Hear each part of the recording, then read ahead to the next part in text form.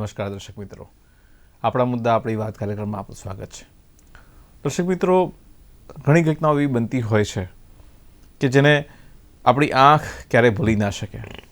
ઘણા અવાજો એવા સંભળાતા હોય છે જીવનમાં કે એને કાન ક્યારેય ભૂલી ના શકે. એવી જ ઘટના મોરબીમાં ઘટી. સૌરાષ્ટ્રનું પેરિસ ગણાતું મોરબી હિપકે ચડ્યું અને મોટાભાગના મૃતકોની યાદી જુઓ તો કાં તો બાળક હોય કાં સ્ત્રીઓ હોય અને મોટા પ્રમાણમાં એ લોકો દિવાળીની રજાઓમાં ફરવા માટે આવ્યા હતા. પણ એમને કદાચ ખ્યાલ નહીં હોય કે આ એમની કદાચ છેલ્લી મુલાકાત થવા જઈ રહી છે. પુલ તો બે છેડાઓને જોડતો હોય, પણ આ એક પુલ તૂટ્યો અને એવો તૂટ્યો કે એણે હજારો લોકોને એક તો દુઃખમાં વિષાદમાં મોકલી આપ્યા અને કેટલાય પરિવારોને પોતાના નજીકના જનોથી, આપ્તજનોથી, સ્વજનોથી જુદા કરી આપ્યા. એ પુલ કે જેણે એવી યાદો આપી, એવા આંસુઓ આપ્યા કે જેને ભૂલી ના શકાય. પણ આ ઘટનાનું આજે પોસ્ટમોર્ટમ નથી કરવાનું. આ ઘટનાના જે સંવેદનાઓ ઊભી થઈ છે એ સંવેદનાનું સમુદ્ર મંથન થયું અને હવે સમય છે મનોમંથનનો કે આવી ઘટનાઓ ફરી કેમ ના બને. તો આ અંગે આપણે ચર્ચા કરીશું. શું થયું હતું એની પણ વાત કરીશું અને શું કરી શકાય એની પણ આપણે વાત કરીશું. અને આ ચર્ચામાં આપણી સાથે બે ખાસ મહેમાન ઉપસ્થિત છે. આપણી સાથે ઉપસ્થિત છે મનીષભાઈ જીવાણી, કે જે સરકારમાં ચીફ એન્જિનિયર રહી ચૂક્યા છે RNBમાં. જીવાણી સાહેબ, આપનું ખૂબ ખૂબ સ્વાગત છે. નમસ્તે. અને આપણી સાથે જપનભાઈ પાઠક છે કે જે વરિષ્ઠ પત્રકાર છે, એમનું પણ ખૂબ ખૂબ સ્વાગત છે. નમસ્તે. તો મનીષભાઈ, આપનો ખૂબ બહોળો અનુભવ સરકારની અંદર રહ્યો છે. આપને પૂછવા માગીશ કે શું ઘટના બની હોઈ શકે? એમ તો સરકારે તપાસ કમિટી રચી જ છે, એના બી અહેવાલો આવશે જ, પણ એક એન્જિનિયર તરીકે આપના અનુભવના આધારે જો આપ કહી શકો કે આ બ્રિજ સાથે શું થયું હોય કે જેના કારણે આવી દુર્ઘટના બનવાનો કોઈ સંભવ થઈ શકી હોય. આમાં મારે સામાન્ય રીતે હું એવું કહી શકું કે કોઈ પણ સ્ટ્રક્ચર હોય, ઇજનેરી સ્ટ્રક્ચર હોય, પુલ હોય કે મકાન હોય, એની લાઈફ માટે અથવા તો એને આવું કોઈ પ્રસંગ ન બને એના માટે 4 વસ્તુઓનું અનિવાર્યપણે ધ્યાન રાખવું પડે. એક તો એની ડિઝાઇન એટલે કે આલેખન, કે જે બાંધકામ કરતાં પહેલાં એના ઉપર શું પરિબળો, શું વજન આવશે, શું એના ફોર્સીસ આવશે, એ બધાનું ધ્યાને લઈ અને એની ડિઝાઇન કરવી પડે. પછી બીજું ધ્યાન રાખવું પડે કન્સ્ટ્રક્શન વખતે કે જે એક્ઝિક્યુટિંગ એજન્સી હોય એણે ડિઝાઇનના પરામર્શમાં રહી અને ડિઝાઇનમાં જે વર્ણવેલું હોય એ પ્રમાણેનું એક્ઝેક્ટ એક્ઝિક્યુશન કરવું પડે. ત્રીજું આવે છે ક્વોલિટી એશ્યોરન્સ, કે જે એજન્સી કન્સ્ટ્રક્શન કરતી હોય એના કરતાં થર્ડ પાર્ટી, એટલે એક થર્ડ પાર્ટીના સંદર્ભમાં રાજ્ય સરકાર પણ હોઈ શકે, રાજ્ય સરકારના સક્ષમ વિભાગોમાંથી કોઈ હોઈ શકે, અથવા તો third party quality assurance agencies જે પ્રાઇવેટ કન્સલ્ટન્સી ફર્મ હોય છે એની ટીમ થકી પણ થઈ શકે. પણ ક્વોલિટી એશ્યોરન્સ કરવું અત્યંત આવશ્યક છે, જેથી કરીને એક્ઝિક્યુટિંગ એજન્સીની જાણે અથવા તો અજાણે કોઈ ભૂલ થાય નહીં અને ડિઝાઇન પ્રમાણે બાંધકામ થાય. અને ચોથું પરિબળ છે કે જે આપણા કોઈના હાથમાં નથી, act of God. Act of God થાય તો આ બધા જ પરિબળો કે જે આલેખનમાં જે પૂર્વધારણાઓ કરેલી હોય કે ડેમ હોય તો આટલું ફ્લડ આવશે, અથવા તો બ્રિજ હોય તો આટલું વજન આવશે, અથવા તો મકાન હોય તો આટલું વજન દરેક ફ્લોર પર આવશે, એના કરતાં કોઈક કારણસર વધારે આવી જાય તો પછી એ એક્ટ ઓફ ગોડમાં થઈ શકે. અત્યારે આપણે જે ચર્ચા કરી રહ્યા છીએ મોરબીના પુલની, તો આમાં એક્ટ ઓફ ગોડને કોઈ અવકાશ છે નહીં. આ માત્ર પ્રથમ 3 પરિબળોને જ લગતું છે. આપણે જેમ જાણીએ છીએ એમાં આ બ્રિજ જૂના સમયનો હતો, અંગ્રેજોના વખતનો હતો. એને હમણાં જ રિનોવેશન કર્યું, રિફર્બિશમેન્ટ કર્યું અને એના પછી એ બાંધકામ એજન્સીએ એને એક્ઝિક્યુટ કર્યું. હવે આપણી પાસે હાલ એ વિગતો છે નહીં કે ડિઝાઇનમાં એ લોકોએ જૂના પુલને રિફર્બિશ કરવા માટે શું શું કર્યું. એ લોકોએ કોઈ સર્વે કર્યો કે ભાઈ ક્યાં ખરાબી થઈ છે તો એને આપણે એટેન્ડ કરીએ, કોઈ પાર્ટને નવેસરથી બદલવો પડશે અથવા તો એને રિપેર કરવો પડશે. આ માહિતી આપણી પાસે નથી. કર્યું પણ હોય, ન પણ કર્યું હોય. અને બીજું પરિબળ છે એક્ઝિક્યુટિવ એજન્સીએ આ બધી ડિઝાઇનમાં જે કંઈ એને આપવામાં આવ્યું કે આટલું આટલું બદલવાનું છે, આટલું આટલું સુધારવાનું છે, એ પ્રમાણે કર્યું કે કેમ એમ આપણી માહિતી આપણી પાસે નથી. અને ત્રીજું, ક્વોલિટી કંટ્રોલ માટે કોઈએ ધ્યાન આપ્યું હતું કે નહીં, that part we also don't know. પણ આ બધું આપણે જાણીશું સીટનો જ્યારે રિપોર્ટ આવશે ત્યારે એનું ટેસ્ટિંગ પણ કરાવશે ને બધું કરાવશે, એમાં આપણને માહિતી મળશે. પણ it is a too late for this bridge.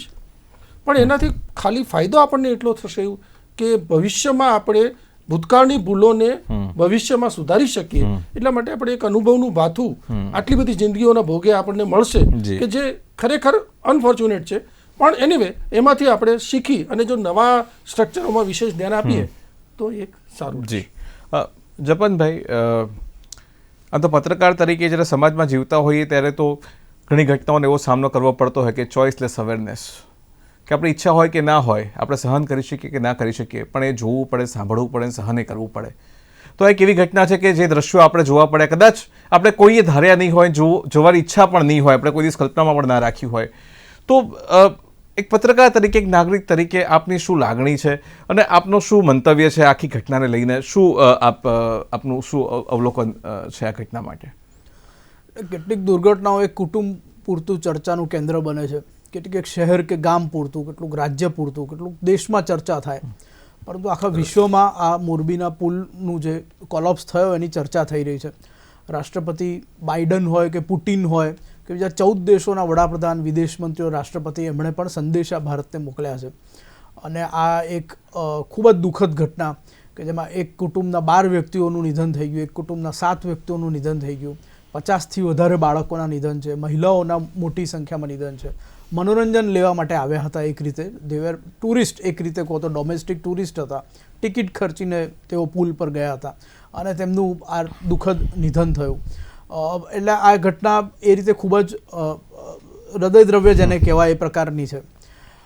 એની સાથે સાથે જ આ ઘટનામાંથી આમ કેટલાક લેબ્સ પણ નજરે ચડ્યા છે, જેમનો ઉલ્લેખ પણ નિવૃત્ત ઇજનેર સાહેબે કર્યો અને એમાંથી પણ ઘણા બધા બોધપાઠ લેવાના છે અને એની પણ ખૂબ વ્યાપકપણે ચર્ચા થઈ રહી છે. આ સાથે સાથે એક ઘટના બને છે તો એનો રિસ્પોન્સ કેવી રીતે સરકાર આપે છે કે લોકો આપે છે. તો 10 કે 15 મિનિટમાં જ ઘણા બધા લોકોનું રેસ્ક્યુ કરવા ત્યાંના સ્થાનિક લોકો કૂદી પડ્યા, જેમને સ્વિમિંગ આવડતું હતું, ત્યાંનું સ્થાનિક તંત્ર લાગી પડ્યું અને એટલે 135 દુઃખદ નિધનની સાથે સાથે 170 લોકોને જીવ બચાવી શકાયા છે. એટલે એક લોકલ રિસ્પોન્સથી માંડી અને પછી સ્ટેપ અપ કરીએ તો ગવર્મેન્ટનો રિસ્પોન્સ અને એનાથી પણ વધારે સેન્ટ્રલ ગવર્મેન્ટનો રિસ્પોન્સ. એટલે એ પણ એક ચર્ચાનો વિષય બન્યો છે કે રિસ્પોન્સ આ વખતે ખૂબ સારો હતો, ખૂબ ઝડપી હતો રેધર, એટલે જ 170 લોકોને બચાવી શકાયા. આમ ઘણા બધા પાસાઓથી જોઈએ તો આ આખી ઘટના ચર્ચામાં છે. મને લાગે છે આમાં એક જે બોધની આપણે વાત કરી કે આમાંથી શું શીખવાનું છે, તો આપણે ત્યાં 2 શબ્દો છે, એક અગમ બુદ્ધિ અને બીજું પશ્ચાત બુદ્ધિ. અગમ બુદ્ધિ એટલે પ્રિએમ્પ્ટિવ એક્શન, આપણે પ્રિવેન્ટ કરી શકીએ એ પ્રમાણે પ્રથમથી જ આપણે વિચારીએ. મને યાદ છે અમદાવાદમાં એક વખત એક પ્રેસ કોન્ફરન્સ એક રેસ્ટોરન્ટે બોલાવી હતી, થોડાક વર્ષો પહેલાંની જ વાત છે, અને એમણે પત્રકારોને કહ્યું, ફોટોગ્રાફરને કહ્યું કે આપ ચોક્કસ આવો, અમે એક અંડર વોટર પાણીની અંદર બેસીને જમી શકે એવી રેસ્ટોરન્ટ બોપલમાં બનાવી છે. અને એના બીજા દિવસે ફોટોગ્રાફ પણ આવ્યા, ઘણા બધા ટીવીમાં પણ કવરેજ આવ્યું. તરત જ અમદાવાદનું ફાયર બ્રિગેડનું તંત્ર સતર્ક થઈ ગયું કે આણે કોઈ સેફટી ક્લિયરન્સ આપણી પાસે લીધું જ નથી અને આ પાણીનો કાચ જો પાણી હોલ્ડ ના કરી શકે તો આ બધા તો ડૂબી જાય અંદર જે રેસ્ટોરન્ટ છે એમાં. તાત્કાલિક ફાયર બ્રિગેડની ટીમ ત્યાં પહોંચી, જેવું છાપા દ્વારા જાણવા મળ્યું, અને એ રેસ્ટોરન્ટ પછીથી એક પણ દિવસ આગળ ચાલી નથી.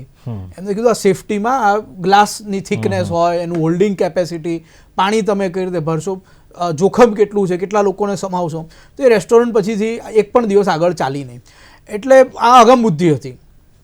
પશ્ચાત બુદ્ધિના અનુભવ ભૂકંપ સમયે જોવા મળ્યા કે જ્યારે અલગ અલગ પિલર્સ પર ફ્લેટ્સ બની ગયા હતા, એમાં કેવા સળિયા વપરાયા, કેવો સિમેન્ટ વપરાયો, કેટલો વપરાયો, કેટલી ધૂળ વપરાઈ અને એની ડિઝાઇન કેવી હતી, એ બધું જ અચાનક જ છતું થયું. એક 2001નો જે ભૂકંપ આવ્યો અને અમદાવાદ જેવા શહેરમાં મોટી મોટી ઇમારતો પત્તાના મેલની જેમ તૂટી પડી અને ઘણા બધા લોકોનું મૃત્યુ થયું.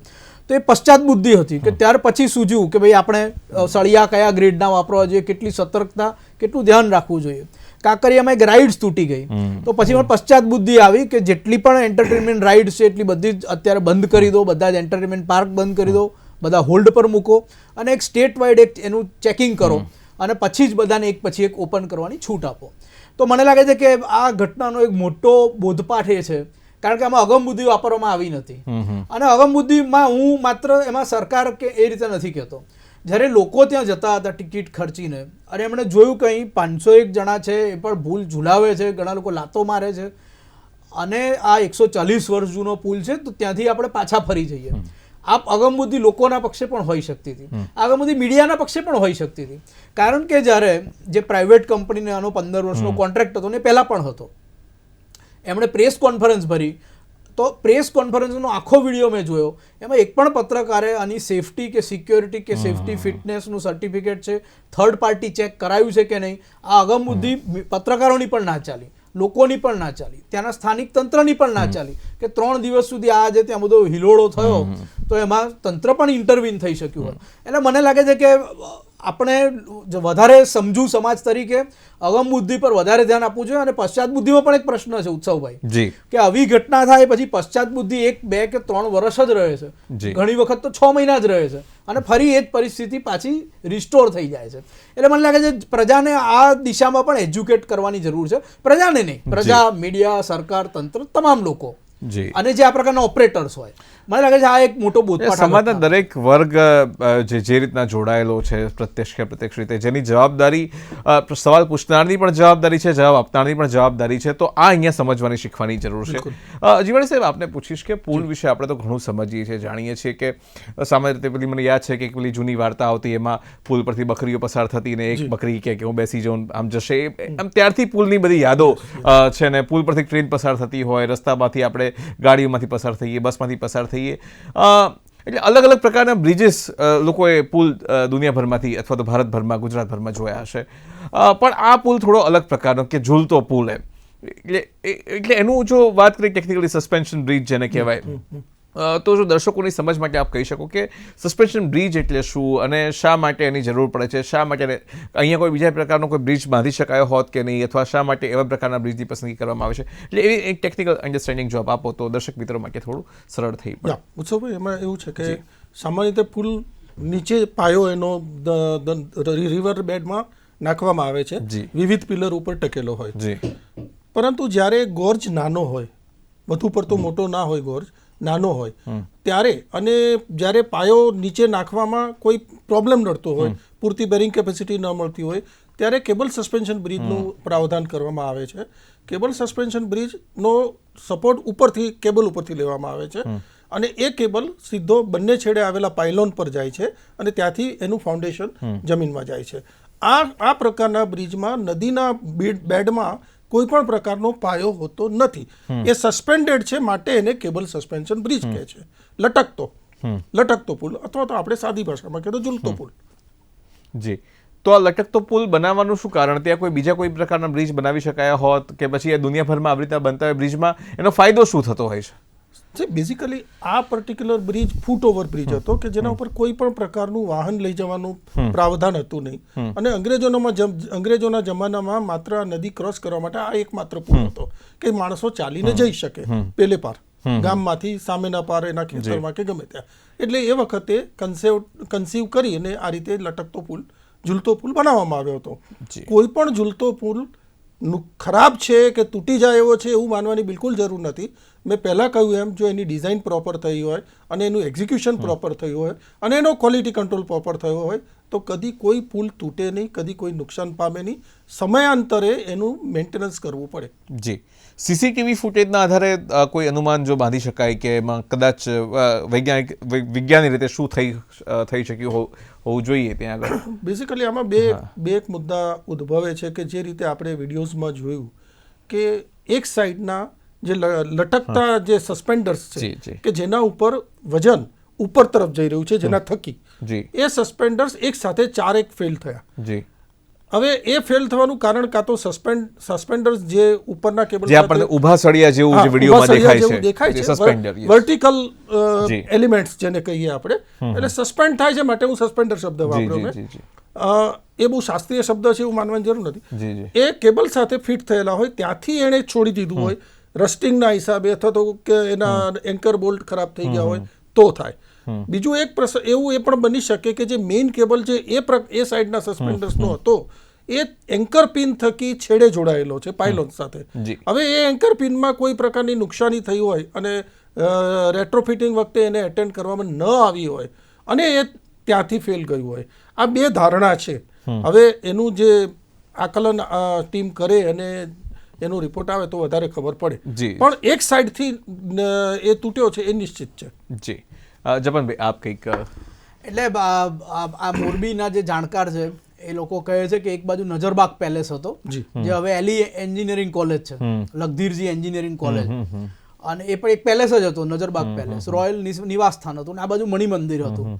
અને બંનેને જોડતો આ પુલ રાજવી લોકોના એક પેલેસમાંથી બીજી જગ્યાએ જવા માટે હતો, એટલા પૂરતો જ હતો. એટલે જ્યારે ડિઝાઇન કર્યો હશે ત્યારે આ પબ્લિક માટેનો પુલ નહોતો.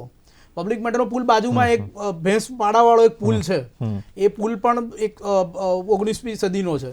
એટલે એ પુલ પબ્લિક માટે હતો ને, વાહનો માટે હતો. જ્યારે આ પુલ માત્ર એક પેલેસમાંથી બીજા પેલેસમાં નદી ઓળંગીને આમથી આમ જવા માટે રાજવી પરિવારો પૂરતો હતો. એટલે એ ડિઝાઇન પરફેક્ટલી થયો હતો, એટલે જ હજુ સુધી ટકી રહ્યો છે. વિવિધ એમાં રિપેરિંગ થયા છે, પણ ઓવરઓલ એ સ્ટ્રક્ચર ટકી રહ્યું છે, કારણ કે ડિઝાઇન પ્રોપરલી અમુક માણસો માટે થયો હતો. અને આ જે દિવાળીનું વેકેશન અને રવિવારને કારણે આજે વિશેષ ભીડ આવી, એ અસાધારણ હતી આ પુલ માટે. આ પુલ જે રીતે ડિઝાઇન થયો હતો એ, કારણ કે અગાઉ પણ 30-35 લોકો, હું પણ નાનપણમાં ગયો હતો, 30-35 લોકો, 10-15 લોકો આ પુલ પર હોય. લાકડાના પાટિયા હતા, હમણાં બદલીના આ લોકો એલ્યુમિનિયમના કરે, હમણાં લેટેસ્ટ જે રિપેર કર્યો એમાં. પણ એ વખતે 10-15 લોકો હોય, 30-35 લોકો હોય, વધીને 50 લોકો આ પુલ પર હોય. બાકી આ પુલ પર ક્યારે પણ આવી અસાધારણ ભીડ થાય એના માટે ડિઝાઇન જ નહોતો થયો, એની ઉપયોગિતા પણ નથી. જપનભાઈ, અહીંયા હું વચ્ચે એક ઉમેરવા માગીશ. જપનભાઈએ જે કીધું કે રાજા રજવાડાના વખતમાં માત્ર લિમિટેડ પર્સન્સ માટે આને આપણે કર્યો હતો, એ વાત સાચી હશે. પરંતુ મને યાદ છે કે 1973માં જ્યારે મારું સૌ પ્રથમ એન્જિનિયરિંગમાં એડમિશન થયું ત્યારે એલી કોલેજમાં મને મળ્યું હતું. એટલે એ વખતે આ પુલ ઉપર હું ચાલેલો છું 1973માં. અને એ વખતે પણ ઘણા બધા માણસો એના ઉપર એપ્લાય કરતા હતા, એ મેં જોયેલા છે. ત્યારબાદ એમણે જે કહ્યું એમાં હું એડ કરીશ કે ત્યારબાદ 7 મહિના કે 8 મહિના માટે હમણાં આ પુલને બંધ રાખી અને એને રિફર્બિશ કર્યો હતો. રિફર્બિશ કરવાનો મતલબ એવો છે કે એની ડિઝાઇન ચેક કરી અને ડિઝાઇનમાં કંઈ પબ્લિક માટે જો જરૂરી હોય, આટલા લોડ માટે જરૂરી હોય તો એમાં સુધારા, વધારા, એડિશન, ઓલ્ટરેશન, રિપેરિંગ, રેટ્રોફિટિંગ કરે. હવે આ વસ્તુમાં શું શું કર્યું છે એ માહિતી મળે તો જ આપણે આમાં વધારે કરી શકીએ. પણ એટલું નિશ્ચિત છે કે હમણાં જ્યારે ખોલવામાં આવ્યો આ પુલ ત્યારે પબ્લિકને ધ્યાનમાં રાખીને, પબ્લિકને ટિકિટ આપી અથવા તો એમને વોટેવર પબ્લિક એના ઉપર જશે એ ધ્યાને રાખીને જ ખોલવામાં આવેલો છે. એટલે એની ડિઝાઇનમાં એટલા સુધારા કર્યા હશે એવું મારું માનવાનું છે. જી, આપણે પૂછવું છે કે કોઈ પણ પુલ ફોર એક્ઝામ્પલ જ્યારે એને જાહેર જનતા માટે ખોલવામાં આવતો હોય અથવા તો બનાવવામાં આવતો હોય તો કેવા કેવા બધા ક્વોલિટી ચેક્સ જોવામાં આવતા હોય છે, શું પ્રક્રિયા હોય છે, એની જો સાધારણ સમજ જો આપી શકો. માત્ર પુલની વાત આપણે ન કરીએ, કોઈ પણ સ્ટ્રક્ચરની વાત કરીએ, કારણ કે it is I mean valid for anything and everything. બાંધકામમાં જે મટીરિયલ વપરાવાનું હોય, સિમેન્ટ, સ્ટીલ, વુડ કે પ્લાસ્ટિક કે કોઈ પણ, એનું પહેલાં તો સોર્સ એપ્રુવલ કરવું પડે કે ભાઈ તમે આ સ્ટીલ ક્યાંથી લાવશો, એક્સ ફેક્ટરીમાંથી. તો એક્સ ફેક્ટરીમાં એનું મેન્યુફેક્ચરિંગ ટેસ્ટ સર્ટિફિકેટ લેવાનું હોય, એનું ટેસ્ટિંગ કરાવવાનું હોય, અને ટેસ્ટિંગમાં BIS પ્રમાણે એ જો વેલિડ થાય, ટેન્ડરના સ્પેસિફિકેશન પ્રમાણે એમાં પાર ઉતરે તો જ એ સોર્સને મંજૂરી આપવામાં આવે. આ પહેલો મુદ્દો થયો. એટલે કોઈ પણ મટીરિયલ, સિમેન્ટ કે કોઈ પણ, હવે એ જ્યારે બાંધકામ ચાલુ થાય ને જે એના લોડ્સ આવે સમયાંતરે, ત્યારે દરેક લોડ સાથે એક MTC આવે. દેટ ઇઝ એનું આવું પ્રોવિઝન છે બાંધકામમાં, મેન્યુફેક્ચરર્સ ટેસ્ટ સર્ટિફિકેટ. એ પ્રમાણિત કરે છે કે જે રીતનું અમે આપ્યું છે એ પ્રમાણે જ આમાં કોમ્પોનન્ટ્સ બધા છે અને આમાં આ માલ એ પ્રમાણે બરાબર છે. ત્યારબાદ એને વાપરવામાં આવે છે. એટલે એક આ તો ઇનિશિયલ ચેક થાય. પછી બાંધકામ વખતે જે મેં હમણાં વાત કરી એમ, કાં તો થર્ડ પાર્ટી ક્વોલિટી એજન્સી અથવા તો ગવર્મેન્ટ એના ઇજનેરો દરેક, દાખલા કે કોન્ક્રીટ થતું હોય તો કોન્ક્રીટમાંથી ક્યુબ્સ ચાલુમાં લેવામાં આવે, બાંધકામનો જે માલ આવે એમાંથી, અને ક્યુબ્સને કાસ્ટ કરીને 7 દિવસ અને 28 દિવસ માટે રાખીને એનું એટલા દિવસ પૂરા થાય પછી એની ટેસ્ટ ચેક કરવામાં આવે. એ રીતે સ્ટીલમાં પણ સેમ્પલ્સ ચાલુમાં લઈ અને એનું ચેક કરવામાં આવે. This is called quality control. આ ક્વોલિટી કંટ્રોલ ન થાય તો કોઈ પણ બાંધકામને મુશ્કેલી આવી શકે. જી, જપનભાઈ, બહુ સરસ આપણે વાત કરી. પ્રધાનમંત્રીએ પણ એક અભિગમ દાખવ્યો અને આજે મોરબીની મુલાકાત એમણે પણ લીધી અને એમાં જે વિક્ટિમ્સ છે એમની સાથે પણ એમણે મુલાકાત કરી, સમીક્ષા બેઠક પણ કરી. આ મુલાકાત અંગે આપનો શું અભિપ્રાય છે? એટલે મેં કહું કે આ એક કેલેમિટી છે અને એનો બીજો હિસ્સો છે કે એનો રિસ્પોન્સ કેવો આપણે આપીએ છીએ. અને વડાપ્રધાને જ્યારે રેસ્ક્યુનું અને સર્ચનું ઇન્ટેન્સિવ વર્ક ચાલતું હતું અને ગુજરાતમાં જ હતા, પરંતુ તેમણે એ વખતે ત્યાં જવાનું મુનાસિબ ના સમજ્યું, કારણ કે એનાથી રેસ્ક્યુ અને જે સર્ચનું કામ છે એમાં કંઈક અસર પહોંચત, VIP બંદોબસ્ત વગેરે. એટલે તેઓ મોટાભાગનું સર્ચનું કામ આજે પૂરું થયું છે. હવે ગાંડીવેલની નીચે 2 મિસિંગ લોકો હોવાનું મનાય છે અને ગાંડીવેલ દૂર કરવા આજે રાજકોટથી મશીન પણ આવ્યું છે, એટલે માત્ર 2 લોકો મિસિંગ છે. સર્ચનું એક નાના પાયે કામ ચાલુ છે 2 લોકો માટે. ત્યારે વડાપ્રધાને આવવાનું મુનાસિબ સમજ્યું. તેમણે અગાઉ પોતાના કાર્યક્રમ જે હતા એમાં કેટલોક ફેરબદલ કર્યો હતો. આજ સાંજનું એક ફંક્શન હતું ભાજપનું, એ કેન્સલ કર્યું હતું. તેઓ અગાઉ પણ જ્યારે એકતા દિવસ પર ત્યાં સ્ટેચ્યુ ઓફ યુનિટી પર હતા ત્યારે પણ તેમણે કહ્યું કે મારું મન ત્યાં છે, હું અહીં છું પણ. અને સતત ટેલિફોનથી માર્ગદર્શન સરકારને આપતા રહ્યા જે પણ જરૂરિયાત હોય. એટલે આપણે જોયું કે NDRF હોય કે સેન્ટ્રલના જે આર્મી હોય કે નેવી હોય કે એરફોર્સ હોય, બધું તાત્કાલિક ત્યાં પહોંચી ગયું જેથી સર્ચ અને રેસ્ક્યુનું કામ ઝડપી થાય. તો આ બધી જ બાબતમાં વડાપ્રધાનની એક ભૂમિકા હતી. આજે જ્યારે હવે જવામાં કોઈ વાંધો નથી, રેસ્ક્યુ અને સર્ચના વર્કને વધારે અસર પહોંચે એમ નથી, ત્યારે વડાપ્રધાન ત્યાં ગયા, સંવેદના વ્યક્ત કરી. રિવ્યૂ મિટિંગ એક રાજભવનમાં પણ તેમણે ગઈકાલે લીધી હતી. આજે તેમણે મોરબીમાં પણ SP ઓફિસમાં રિવ્યૂ મિટિંગ લીધી અને તેમાં તેમણે તમામ પ્રકારના જે જોઈતા માર્ગદર્શન હોય તે તેમના લેવલેથી આપ્યા છે. એટલે એક રીતે આ જે રિસ્પોન્સ છે એમાં વડાપ્રધાન અહીં હતા 3 દિવસ માટે, એટલે આપણને એક બહુ જાયજેન્ટિક લીડર, એક ટોલ લીડર, એમના માર્ગદર્શનનો પણ ગુજરાતમાં આ કેલેમિટીની જે રિસ્પોન્સ આપવાનો છે એમાં આપણને ફાયદો મળ્યો છે. જી જીવાણી સાહેબ, આપણે પૂછીશ કે જેમ કે બહુ સરસ જપનભાઈ પણ વાત કરી, હું આપને પૂછવા માંગીશ કે કોઈ પણ સ્ટ્રક્ચરની એક ઉંમર હોય છે, બરાબર છે? એટલે ઘણીવાર આપણે જોઈએ કે ભાઈ આ પુલ આટલા વર્ષ જૂનો છે, આ પુલ આટલા વર્ષ જૂનો છે, અથવા કોઈ બી સ્ટ્રક્ચર આપણે જોઈએ તો આની ઉંમર નક્કી કેમની થતી હોય છે? એના ઉંમરનો સર્ટિફિકેટ કોણ આપતું હોય છે કે ના હવે વાપરવા જેવું છે, વાપરવા જેવું નથી, અથવા ખાલી જોવા માટેનો જ પુલ છે? તો આની કોઈ વ્યવસ્થા, કોઈ ઔપચારિક વ્યવસ્થા છે કે પછી કોઈ કેસ ટુ કેસ એના પર હંમેશા થતું હોય છે? સામાન્ય રીતે જો બિલ્ડિંગની આપણે વાત કરીએ તો બિલ્ડિંગની ઉંમર 50 વર્ષની છે એમ માનીને આપણે ચાલતા હોઈએ છીએ. પુલની ઉંમર 100 વર્ષની છે એમ માનીને ચાલતા હોઈએ છીએ. પરંતુ તમે જે વાત કરી ઉત્કર્ષભાઈ, એ સાચી વાત છે કે કેસ ટુ કેસ પણ જોવું જરૂરી છે. દાખલા કે અમદાવાદનો એલિસ બ્રિજ, તો એલિસ બ્રિજને ઘણા બધા વર્ષો થઈ ગયા, ત્યાં સુધી એટલીસ્ટ માણસો ચાલીને પણ જઈ શકતા હતા. હવે ઘણા મોડો એને બંધ કરવામાં આવ્યો. તો એ એક્ઝામિન કરી અને એને એમ લાગ્યું કે હવે આને મોન્યુમેન્ટલ વેલ્યુમાં લઈ જઈએ અને આને આપણે વધારે ન કરીએ તો કેસ ટુ કેસ ચેક કરીને પણ કરી શકાય છે. એટલે બંને વસ્તુ સાચી છે. જી, તો ધારો કે આવો કોઈ પુલ, ધારો કે અથવા જૂના સ્ટ્રક્ચર હોય, ઘણીવાર આમ એવું પણ થતું હોય કે લોકોની લાગણી સાથે જોડાયેલી હોય, આપણા એ જોખમી પણ એટલા જ હોય. તો આવા સંજોગોમાં શું એમને ધરાશાયી કરવાનું, અથવા તો એવો કોઈ પણ જો કોઈ પગલું લેવાતું હોય છે ખરું, અથવા એ બાબતે કોઈ પોલિસી ખરી? જો કોઈ જોખમી થઈ જાય સ્ટ્રક્ચર, જોખમી એટલે દાખલા કે કોઈ બિલ્ડિંગ હોય, અર્થક્વેક વખતે ભુજના ઘણા બધા બિલ્ડિંગો જોખમી થઈ ગયેલા હતા, ત્યારે એને તોડી પાડવામાં આવે હતા બ્લાસ્ટિંગ કરીને. એમાં હું પણ સામેલ હતો જે તે વખતે. તો એ જોખમી હતા પબ્લિક માટે કે ગમે ત્યારે આજે નહીં તોડીએ તો ગમે ત્યારે એ પડશે, તો એના માટે તોડી પાડવું પડે. પણ જે જોખમી નથી, માત્ર એને વપરાશ યોગ્ય નથી, પરંતુ સાથે સાથે જોખમી નથી, તો એની મોન્યુમેન્ટલ વેલ્યુ ગણીને એને સાચવવામાં આવે છે. એને હેરિટેજનો દરજ્જો પણ આપી શકાય. જી જમનભાઈ, આપ કઈ કહેવા માંગો છો? એટલે કુતુબ મિનાર પર એક વખત એક ઘટના બની હતી, ઉપરથી બધા લોકો પડ્યા હતા અને પછી કુતુબ મિનારમાં જવાનું બંધ કરી દીધેલું અને એને પછી પ્રોટેક્ટ કરવામાં આવે એમ જ.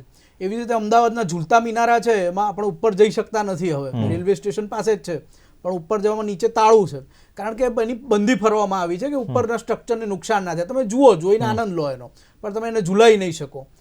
એવી જ રીતે આ મોરબીનો પુલ છે, 100 વર્ષથી જૂનું સ્ટ્રક્ચર હોય તો આમ પણ એની એક હેરિટેજ વેલ્યુ હોય છે અને પુરાતત્વ સ્મારક તરીકે પણ સાચવી રાખવામાં આવતો હોય છે. એટલે કદાચ આ પગલું પણ એક સમયે વિચારી શકાયું હોત કે હવે આ જોખમી છે તો એને પુરાતત્વ સ્મારક તરીકે જ આમ ને આમ રહેવા દઈએ. કોઈક સ્પેશિયલ ઓકેઝન પર કોઈક લોકો જઈ શકે, પરંતુ એ પણ ખૂબ લિમિટેડ અને નિયંત્રિત રીતે થઈ શકે એવી વ્યવસ્થા હોઈ શકે.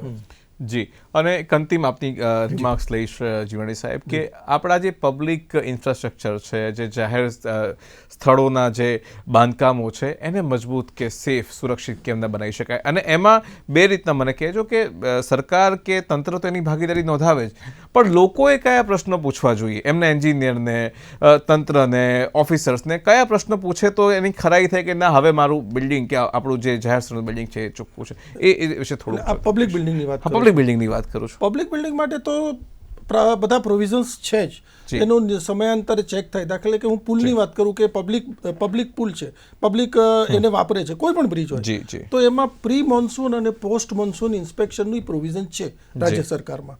સરકારશ્રીના પીડબ્લ્યુડી વિભાગના જે તે કાર્યપાલક ઇજનેરશ્રી દરેક મોન્સૂન પહેલાં દરેક પુલનું ચકાસણી કરે છે અને પછી પોસ્ટ મોન્સૂનમાં પણ ચકાસણી કરે છે. એ બંને વખતે કંઈ પણ સુધારા કરવાની જરૂર હોય, કંઈક સફાઈ કરવાની જરૂર હોય, કોઈ ક્રેક ભરવાની જરૂર હોય, કંઈ પણ નાનું મોટું રિપેરિંગ હોય તો કર્યા પછી જ એનો અહેવાલ મોકલવામાં આવે છે. આ પ્રોવિઝન્સ તો છે જ. જી. પણ લોકો કેવી રીતે એની ખરાઈ કરી શકે? લોકો માટે શું કોઈ માહિતી એક્સેસિબલ હોય છે? મુદ્દો શું છે ઉત્કર્ષભાઈ? સોરી, આપ કમ્પ્લીટ કરી લો. જી જી જી બસ એ જ લોકો માટે કઈ રીતના લોકો આમાં કઈ રીતે પબ્લિક સ્ટ્રક્ચર સાથે ડાયરેક્ટલી રિલેટેડ માત્ર ઉપયોગ પૂરતા હોય છે, કારણ કે એમનું એટલું નોલેજ નથી હોતું કે ભાઈ આ ક્રેક દેખાય છે તો ખરેખર ડેન્જરસ છે અથવા તો સરફેસ ક્રેક છે. જી જી પણ તેમ છતાંય કોઈકને એવું લાગે કે જ્યારે સરકારશ્રીનું ધ્યાન ના હોય તો એ લોકો ચોક્કસ ધ્યાન દોરી શકે છે સંબંધિત કાર્યપાલક ઇજનેરને જી કે ભાઈ આ સ્ટ્રક્ચરમાં મને આવું લાગે છે, તમે જોઈ લો. એ લોકો ધ્યાન દોરી શકે છે, ઈમેલ કરી શકે છે અને સરકાર ચોક્કસ એને ધ્યાન આપે તો છે. કાર્યપાલક ઇજનેરની કચેરી હું માનું છું તો આપના મંતવ્ય પ્રમાણે કોઈ પણ પબ્લિક સ્ટ્રક્ચર હોય એની માલિકી જે તે જિલ્લાના કાર્યપાલક ઇજનેરશ્રીની ગણાય. જી he is the first phase to be seen for that. તો આ બહુ અગત્યની ઉપયોગી માહિતી છે અને મને લાગે છે અત્યાર સુધી આપણે અલગ અલગ વિભાગોની આપણે જવાબદારી આપણે નક્કી કરી અને એના વિશે જાણતા હતા, પણ આ કાર્યપાલક ઇજનેરશ્રીની આજે તમે કહ્યું કે બહુ અગત્યની વાત આપણે કહી કે દર્શક મિત્રો આપને પણ જો આપની આસપાસ આપના જો આંખ આપની ખુલ્લી હોય અને આપ જોઈ શકતા આપને કંઈ લાગતું હોય તો ચોક્કસ કાર્યપાલક ઇજનેરશ્રીની કચેરીનો આપ સંપર્ક કરી શકો છો. ઘણી બધી ચર્ચા કરી, ઘણું મનોમંથન કર્યું. મને લાગે છે કે મનોમંથનમાંથી ઘણી એવી વાતો નીકળી છે જે કદાચ દર્શકો માટે, આપણા નાગરિકો માટે ઉપયોગી થઈ પડશે. તો આ સરસ ચર્ચા બદલ જીવાણી સાહેબ આપનો અને જપન પાઠકભાઈ આપનો ખૂબ ખૂબ આભાર માનું છું. તો દર્શક મિત્રો, આ હતો આપણા મુદ્દા આપણી વાતનો ખાસ એપિસોડ જેમાં મોરબીની ઘટના અંગે આપણે મનોમંથન કર્યું અને એવી આપણે આશા રાખીએ ભવિષ્યમાં આવી ઘટનાઓને આપણે સૌ સાથે મળીને એનો સામનો કરી શકીએ અને ટાળી જ શકીએ એ બાબતે આપણે સૌ આગળ વધીએ. તો ફરી મળીશું આવતા શુક્રવારે એક નવા વિષય સાથે. ત્યાં સુધી રજા આપશો. આવજો. અને હવે સમય છે 8:30 વાગ્યાના ન્યૂઝ ફોકસનો. જોતા રહો આપણા મુદ્દા આપણી વાત દૂરદર્શન સમાચાર પર. આભાર. Thank you.